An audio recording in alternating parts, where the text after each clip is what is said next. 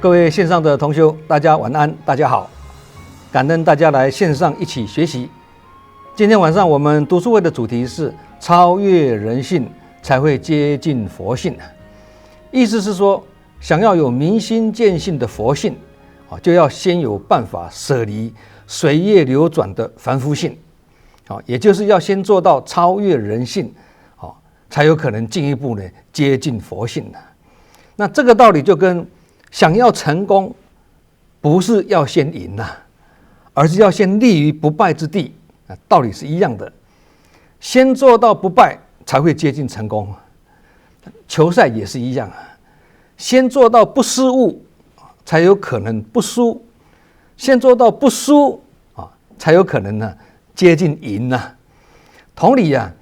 要先做到放空自己，那才有可能进一步接近真理。因为一个人如果满脑子装满了自己的主观跟定见，或我知我见，那这样再多的正法也无法吸收进来。就好像我们平常讲的满水的杯子，一杯水满满的，哪有空间再注入更多的法水呢？那其实这个也是学佛不能进步的原因之一。什么叫人性？人类共同的通性，是先天具有的属性，叫做人性。所以也是一种天性，是人皆有之。那什么是佛性？佛性的层次更高。佛性也是一种天性，不只是人一切众生都具有佛性。就是《金刚经》里面讲的嘛，众生皆有如来智慧与德相，然因妄想与执着而不可证得。里面讲的这个智慧与德相呢，就是佛性。但是呢，这句话又强调如果有妄想跟执着的话呢，那这个佛性就显现不出来了，会被障碍住的啦。那既然人性跟佛性呢都是与生俱有那两者有什么差别呢？差别就在于觉悟了就是佛性，那不觉悟就是凡夫性。同理佛是觉悟的众生，众生是还没有觉悟的佛。那关键就在于觉悟与否。那佛法虽然说人人本具佛性，但其实人也带着兽性的成分。一个人如果说性格发展到非常的残暴、残酷而丧失人性，那这个跟禽兽是没有分别的。其实这种禽兽、这种兽性大发的这种社会新闻呢，例如说杀害自己的双亲烧死自己的家人手段凶残的恐怖情人等等新闻也都是常常有在报道。所以虽然说超越人性才会接近佛性，但也同理丧失人性也会接近兽性。要接近佛性还是接近兽性这个就跟要选择佛境还是魔境道理都是一样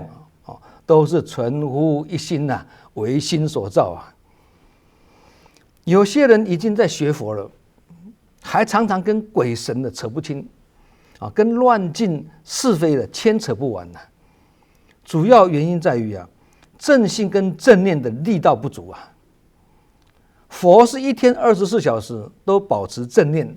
所以叫做佛。而我们凡夫呢，好事做得再多，佛经念得再多，但因心念还是经常起起伏伏、反反复复时佛时魔时明时暗所以最多只能叫做兼差的佛了那时佛时魔就是什么？一下在天堂，一下在地狱来来回回忙得很。所以能否保持正念是很重要的事情，因为心念若正，正念一起就是功德；心念不正，诵经万遍也没有功德。那心念若正，则外道经典都是正法；心念不正，则学佛多年还是外道。那什么是外道呢？心外求法就是外道了不能成就别人，无成人之美。心无正念，私心很重，很爱行善，也很会障碍别人行善，很爱做慈济，也很爱发脾气，等等，这些都叫做外道。那这样听起来我们每一个人曾经都在外道里面因为很多习气嘛，对，听起来很恐怖啊。古文有一句话讲钟鼎山林各有天性，不可强也啊。那钟鼎是指在朝廷或政府里面当官，山林是指退出江湖的侠士或隐居深山的隐士整句话的意思是比喻有人喜欢高调的在朝廷当官，享受权力的滋味，有人则喜欢低调的在深山里过着恬安淡泊的生活。这些都是依每个人的个性不同丝毫不可强求了。那2500年前的孔子时代，历经时空的转变，人性问题跟人伦的关系的道理跟现在这个时代没有两样论语中孔子对人性思想的论述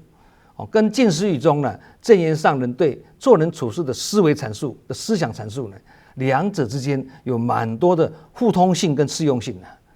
证明人性没有时空跟疆界的藩篱而不同种族、不同宗教跟不同国度的人，虽然语言、文化、习惯等民族性跟国情不一样，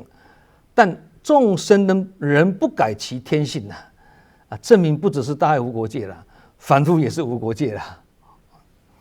那人性会延伸成为个性，而污染的个性就是习性，清净的个性就是本性。习性是污染的，本性是清净的用习性或个性来做志工很容易产生烦恼；用本性来做志工就会做得满心欢喜习性虽然是污染的但只要经过洗涤跟净化就会逐渐显现出它原本清净的样貌出来，它的本性这个时候就是接近佛性了。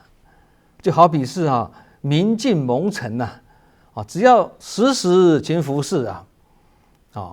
就能不惹尘埃论语有一句古话岁寒然后知松柏之后凋也这是孔子的感叹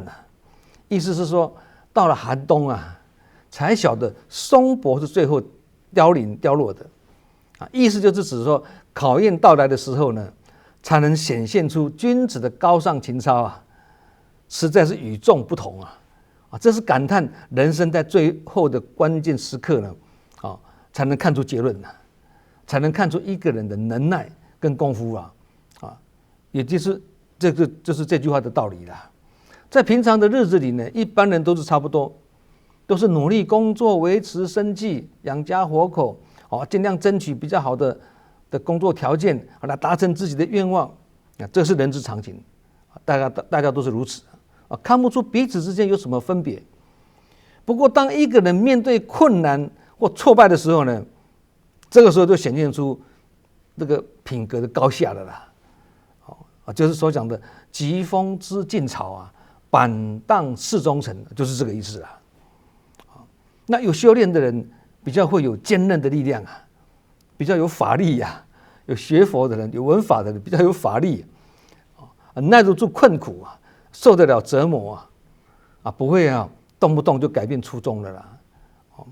那其实这个也就是孟子所说的天将降大任于斯人也，必先苦其心志，劳其筋骨，饿其体肤，空乏其身，行拂乱其所为，所以动心忍性，真亦其所不能。意思就是说上天把重大的使命要交给一个人的时候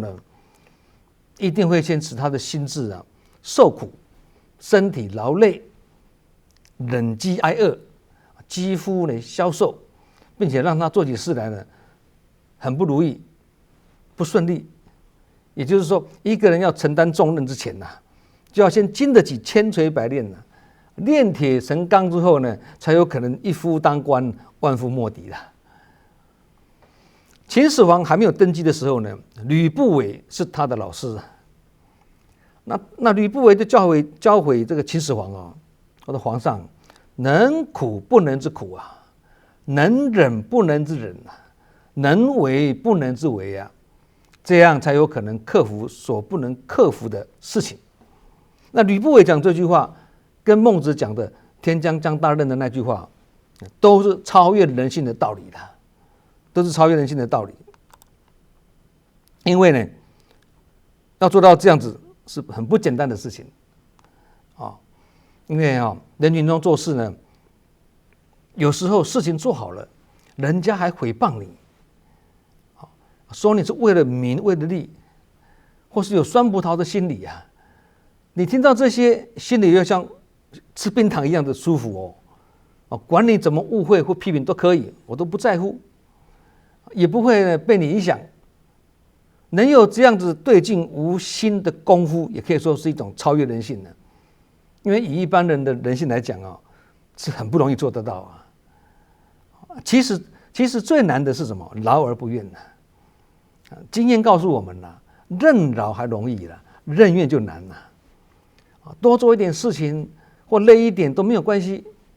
但做累了但做了很多事情还挨骂。台湾话讲，做个老官像个老暖啦，那这个就吃不消的啦。所以人性是任劳容易，任怨难这个也是人性以前我们讲过一句话，老子讲的“人法地，地法天，天法道，道法自然”，就是我们效法天地广大的包容气度所以如果有人骂我们混蛋，你只好低下头让他骂等做出成果再来说啦，先忍一下啦，成果会替我们说话。不过如果真做成混蛋，那就麻烦了啦，那就很要命了这个就不能怪别人的了，要怪自己了曾经有一位老和尚罹患了癌症躺在病床上发出阵阵的呻吟那他的弟子就好奇的问他说：“师父，你不是说四大皆空吗？怎么还会觉得痛呢？”这老师傅就回答说：“空就是空，痛就是痛啊。”什么意思虽然已经修到了心空而无迷我之物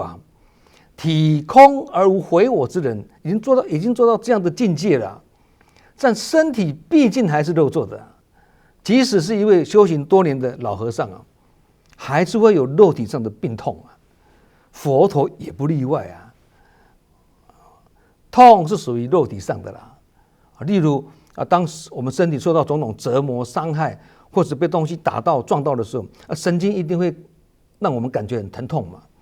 这是人体正常的反应跟现象嘛。否则就不是人变成植物跟矿物了没有感觉那释迦牟尼佛也有肚子痛、背痛的时候表示成佛的人身体还是一样会有疼痛的感觉，但是佛的心里不会觉得痛苦，因为苦是精神上的、心理上的，痛是肉体上的、身体上的就好像证严上人所讲的嘛上人他也是这样子讲我虽然也会有病痛，但我痛得很甘愿，也很感恩这样也是超越人性一般人做不到因为呢，即使身体还有在受报对这些高僧大德来讲了身体有在受报，但是也是只有受报之事，没有受报之苦即使说有苦也好了，他们还是以苦为师把苦变为真上缘把苦变成助道的力量这是觉者的境界会借力使力的那凡夫就不同啦，凡夫不但有受报之苦，还会复制痛苦，变成苦上加苦，苦不完例如生老病死苦对生的这个贪念跟执着，这本身就是非常辛苦的事情到了年老力衰接着疾病重生心里会很不甘愿，也很不甘心，因此就会觉得很苦最后当一个人面临死亡无论是自己或亲人过世的心里都会遭遇到很大的冲击，无法接受。这个我们大家都有经验，而且都很苦。还有希望得到某种东西却得不到这叫求不得苦。还有以及有人际关系所带来的什么爱别离苦啊、怨憎会苦啊，都是苦。除此之外呢，像忧愁啦、恐惧啦、嫉妒啦、憎恨啦、怀疑啦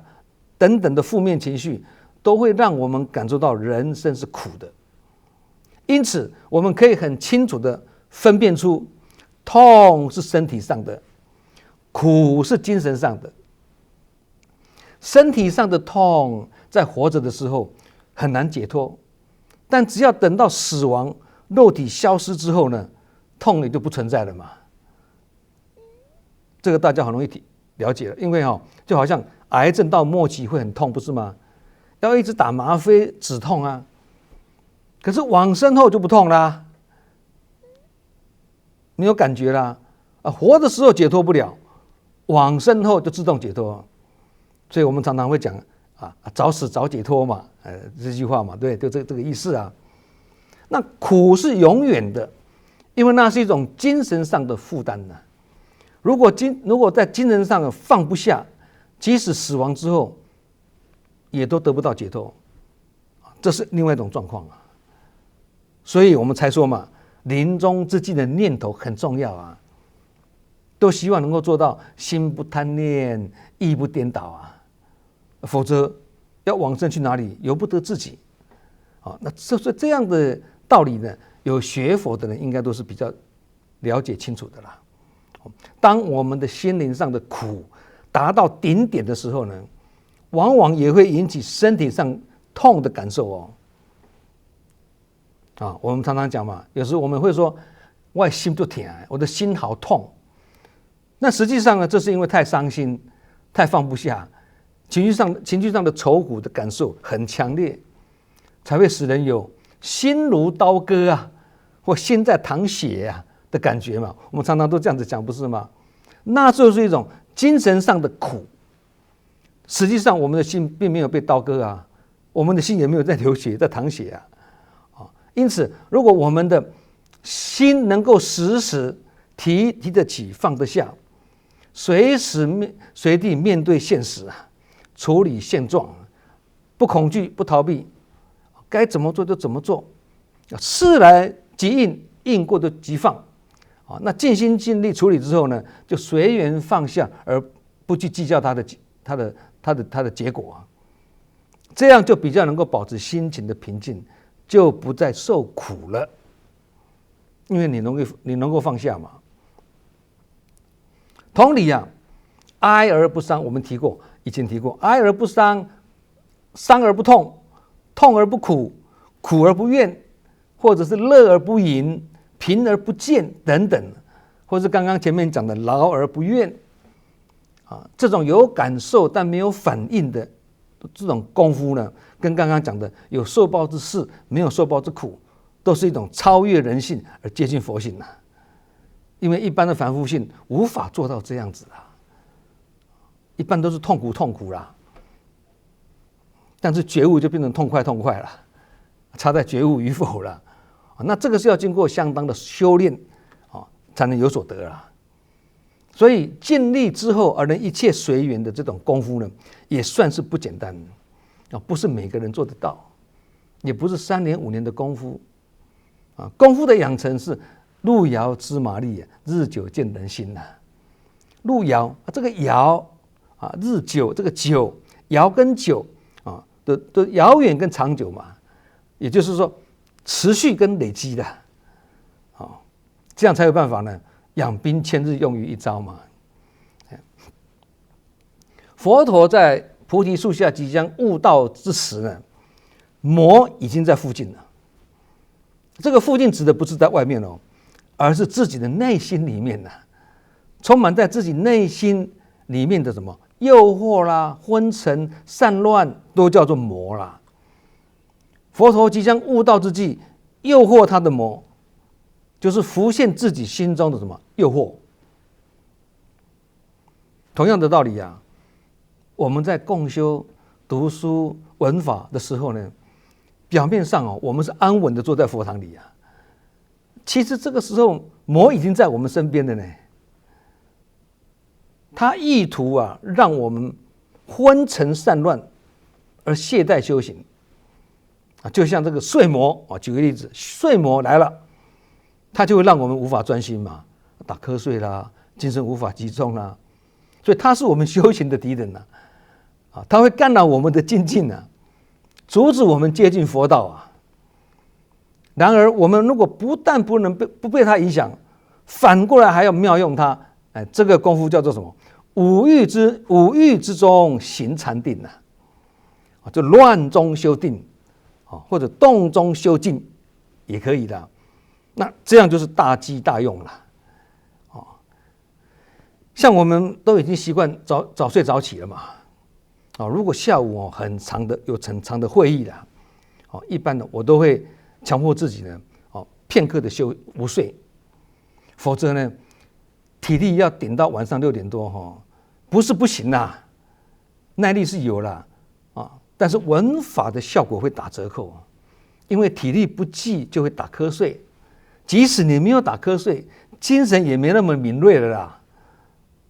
而如果上人正在开示到一句重点的时候，刚好我们在打瞌睡或者精神不是很集中，那这个就亏大了，枉费整个下午坐在那里关键时刻却疏忽掉了，不是吗？就像2个礼拜前正言上人在跟尼泊尔的马来西亚、新加坡的团队在视讯会议的时候呢，那个会议长达2个半小时中间上人开示一句话：形象是属于慈济宗门思想是属于净思法脉讲这句话。那一天我记到这句话，我就指挥票价了。这句话是我第一次听到正言上人这样讲因为形象是表现于外是看得见，是有形的所以是有生有灭嘛，是有为法，所以是宗门。那思想是蕴藏于内，是看不见的，是无形的，所以是不生不灭，是无为法，所以是法脉有为法是事相，无为法是真理这个也是要开会的时候能够聚精会神才能够立即记下来才会有所得否则一句话很快就这样子过了那不让睡魔来干扰我们闻法，或不让睡魔来阻止我们接近佛道，那自己就要有对治的方法，方法用对了，结果就出来了嘛我的方法就是知道有下午有开会，我中午一定要休息，养精蓄锐蓄势待发了，意思是这样子的韩非子有一句经典名句叫做内举不避亲外举不避仇大家都听过这句话。这句话的意思是说，推荐人才的时候，即使是自己的亲人只要他符合条件，也是不避嫌，照样重用。那如果是我们的仇人，只要他是可用之才我们还是赋予重任，这个是很高的情操也是一种超越人性不容易做到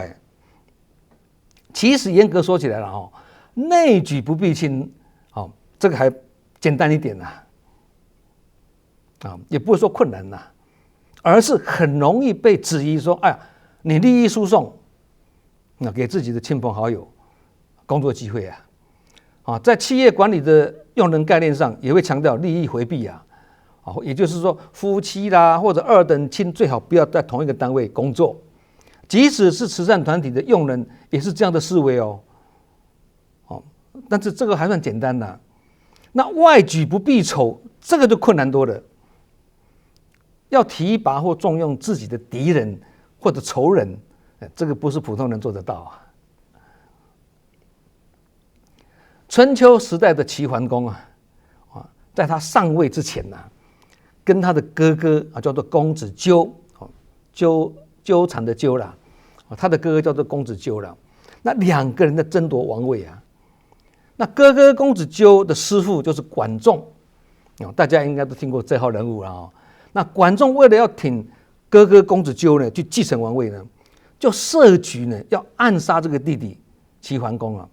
那时候还没有上位，不能叫做齐桓公，叫做公子小白啦，弟弟叫做公子小白啦。结果暗杀没有成功，而让这个公子小白呢登上了王位啊，成为齐桓公啊。那齐桓公在上位后呢，不但没有计较这个管仲要暗杀他这种暗杀之仇啊，还任用管仲做宰相，还对他给予信任跟重用啊。那这个管仲呢，虽然曾经要害这个齐桓公啊，但是被齐桓公重用之后，他也是全力辅助齐桓公呢，去整顿军队、发展经济、促进外交，使得这个齐桓公呢成为春秋第一霸主啊。这个不只是不计前嫌而已哦，也不是宽恕曾经伤害我们的人而已哦，是信任跟重用曾经要暗杀、要杀害我们的人呢，实在是超越人性的非人啊，不是人啊，几个人可以做到这样子啊？那不止如此哦，齐桓公在知道齐国有一位很有才华的贤人之后啊，就很想得到这位人才啊，希望能够跟他一起来治理齐国。但偏偏这位贤才啊，虽然有才华，但他没有意愿出来当官啊，他不想当官。因此呢，齐桓公就放下身段呢，亲自去拜访他，接连上门3次都没有见到面。那周围的人都劝这个齐桓公呢，哎呀，你不要为了一个小小的隐事浪费这么多时间呐，不值得啦。但是呢，齐桓公却坚持认为不尊重贤才，就不配做一个好的君主，合格的君主，也不能赢得天下百姓的心。于是呢，齐桓公再次去拜访，一直到第5次的时候，才见到了这位贤才啊。那这位贤才呢，也被齐桓公这样子一个诚意方殷呐，这个诚意的感动了。最后呢，决心呢出山，帮忙齐桓公呢来成就齐国的霸业呀，也让齐桓公成为春秋第一霸主了。那以上这一段齐桓公的故事是《韩非子》这本书里面所记载的。我们不知道齐桓公有没有成佛了，但齐桓公至少是个大胸襟、大气度的古圣先贤之辈啊，毋庸置疑啊。一般人是这样子自己不喜欢或看不顺眼的人，就不会去用了。要任用敌人或仇人，那更不可能嘛。对，所以这个真的是也是超越人性啊。三国时代的这个曹操也是重视人才的领导者，他曾经向天下呢发出了惊世骇俗的求贤令啊，提出只要有才能、有才干、有才华，即使品德不好也没关系。其实这个我是觉得很值得商榷了，广纳人才是很好了，但连品德不好的也重用，还让他居高位、掌重权，这个我们实在是无法苟同了。因为一个人如果是德薄而位尊呐，或德不配位了，这个不但无法成事，还会拖垮自己，甚至影响大局啊！这不得不慎重啊。有才无德，很有才华，但是无德或师德不好，这样也是很难领众了。那有德无才呢？品格修养很好，德行很好，但才干不好或经验不足，这样也是无法把事情做得很好啊。所以才德兼备是最好啦。不过，并鱼与熊掌有时候无法兼得啊。但如果才德无法兼备的时候，还是要以德为重了，因为有德者才能以德服人呐。无德的人呢，一旦位高权重，他的危害是更大。那些贪官污吏啦，贪赃枉法的人，不都是有权有势的人吗？才有办法官商勾结啊，不是吗？其实重用一个不尊重我们的人，也是一种人性的超越哦。这个很不容易哦，心量要非常的大才做得到。我还记得以前我在马来西亚刚做慈济志工的时候，我的工厂的破例呢，用一位有吸毒前科的年轻人因为他从监狱出来后一直找不到工作才20几岁出头你要让他何去何从？那我家师姐呢，就亲自面试都抱着说别人都不用，我们来用，给他一个工作机会了，并安排一位有学佛的同事呢的员工呢来陪伴他，也刻意安排他参加一些志工活动，希望他能够坚持下去，不要再去碰毒品了。只是这样子做就已经很不容易的了，不要说要超越什么人性只是这样做就不容易了。因为有吸毒前科的人要戒毒很困难，当然有些人是成功的了不大部分是很困难的，中间也是会面对一些状况所以让我们的厂长跟组长跟我们的职员穷于应付，因为你用他，你不能说因为这样就叫他离开你要有耐心陪伴但是耐心陪伴的过程中也是真的是穷于应付了，也不简单的你看。正言上人讲的以爱止恨，也是一种超越人性的境界。这个境界就是普天三无的境界嘛，大家都很清楚普天之下没有我不爱的人，普天之下没有我不信任的人，普天之下没有我不原谅的人。那这样的心念就是不只是超越人性或接近佛性所可比拟要去爱我们的人，要去爱我们所爱的人，这个很容易做到，因为凡夫性都是如此，人性都是如此。但是要去爱我们的敌人，或去宽恕一个曾经伤害我们的人，或者刚刚那个齐桓公要去重用一个曾经要杀害他的人，这个就要跳脱凡夫的心态要超越人性才有可能做得到尤其是以德报怨，齐桓公就是以德报怨对，那这个就是出世的精神不容易所以当我们可以抑制不稳的情绪时，或当我们可以控制要发脾气的冲动时，或当我们可以及时遏制不合戒律的行为举止时，其实这个时候我们就是正在超越人性的接近佛性的这个也就是在潜藏涅槃的智慧因为很不容易悬崖勒马，对，紧急刹车，没有让恶念化为恶行这个业还是比较小一点，所以心念很重要。心是整个人体的总指挥官嘛这个指挥官就要随时保持很睿智、很机灵才能有效指挥这个身体所以心存正念就是佛，那心存邪念的就是魔。外魔不可怕，心魔也就是内魔才可怕。那鬼也不可怕，鬼只是死去的人，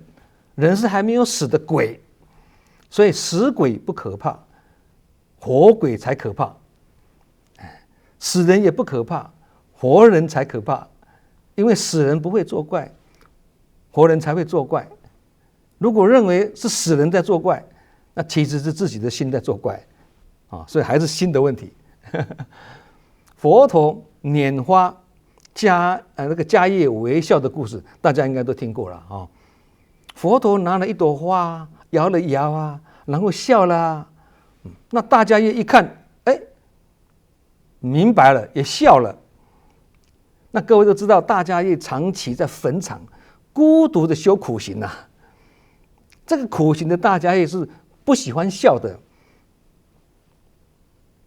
那脸上都是苦相的。可是他这一次看到佛陀拈花，他还什么破颜微笑后来大家就把这样的一个故事称为什么？心心相印心心相见，也就是以心印心，以心传法的意思了其实这也是我们平常讲的心有灵犀一点通此时无声胜有声这种境界了。那其实这个也是一种超越人性而接近佛性，都不用讲话，不言之教，无声说法也是一样。其实心宽念存也是一种超越人性的，因为并不是每一个人都可以做到心宽念存的也不是每一个人都有赤子之心啊。赤子的小孩子天真无邪，每一个都一样。长大之后，每一个人受环境影响，赤子之心就没有了。所以要有赤子之心也是不容易啊，也是一种超越人性的虽然人性本善但是经过后天环境的污染，尤其现在我们是处在末法时期的五浊恶世里面我们常常提醒显义惑众哗众取宠、夜叉邪魔、邪知邪见的论调非常的多。现在变本加厉全世界各国都面对认知作战的威胁放假消息、假讯息透过媒体来散播来引领风向蛊惑人心、扰乱社会我们只要稍一不慎，很容易就被误导这就是五浊恶世所讲的那五浊里面的见浊会让我们的知见混浊，是非分不清的意思啦。那为闻声救苦做耳目，这个还容易，因为这个是去闻声救苦嘛，慈悲嘛，路人群嘛。为癫狂慌乱做正念，这个就困难多了。要做正念，就要有正法嘛。那表面上看起来，台湾也好，一些佛教国家也好，佛教好像很兴盛，佛教徒很多，但正信的佛教徒就不多。即使我们自认为正信的佛教徒好像也不少，其实真正能用行动去破迷的人呢，还是不多啦。结婚不挑日子，不选时辰，你敢不敢？因为能做到时时是好时，日日是好日，天天是春天，处处开莲花的不容易。7月普渡不要拜好兄弟，你敢不敢？拜好兄弟就是拜鬼嘛，好兄弟就是鬼嘛，那哪有人去拜鬼的道理呢？偏偏不拜就不安，所以不拜不求也是不容易。不止如此，有人身上带了护身符要来辟邪，有人店面入冲就挂一个八卦，有人喜欢烧金子，希望能够保平安发大财，有人家里可以养一条风水鱼，就金龙鱼，听说这种鱼会改风水，有人喜欢算命，希望的算命帮他改运，有人事业经营不顺就是改名字等等，迷信的花样是罄竹难书包罗万象，这些都是凡夫性因为有迷嘛，有迷在里面嘛。而要超越这样子的人性，就要靠正信，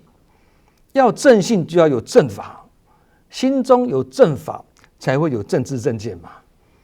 那用行动破迷，就是将正知正见的正信佛法落实在日常生活中。我们不去谈怪力乱神，不谈玄说妙。那要这样子的话，心中没有正法的人是很难做得到不是只有在佛堂或道场才心存正念佛堂寺庙道器很充盈容易显佛性，让我们显出佛性。然而离开佛寺后，还能继续保持心佛相应，这样才是一了义，不一不了义彻底了解正信佛法，并且把它实践出来，叫做了义。有了解但不彻底，或知道但是做不到，或自己做得到但度不了别人，这些都叫做不了义。同理，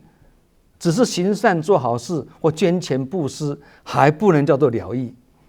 必须勤耕福田，再深入经藏，内修加外行，理事相应，解行相通，不但自度，还能够度人；不但自觉，还能够觉他，这样才叫做了义。发生在8年前，也就是2014年的顶新事件，相信大家的记忆犹新对不对？那时候造成社会大众跟舆论对慈济有一些误解甚至有人呢见缝插针对慈济有诸多的扭曲污蔑。那段时间呢，我都在精舍陪着上人，面对一些弟子跟社会贤达纷纷表达意愿呢，要挺身而出为慈济辩护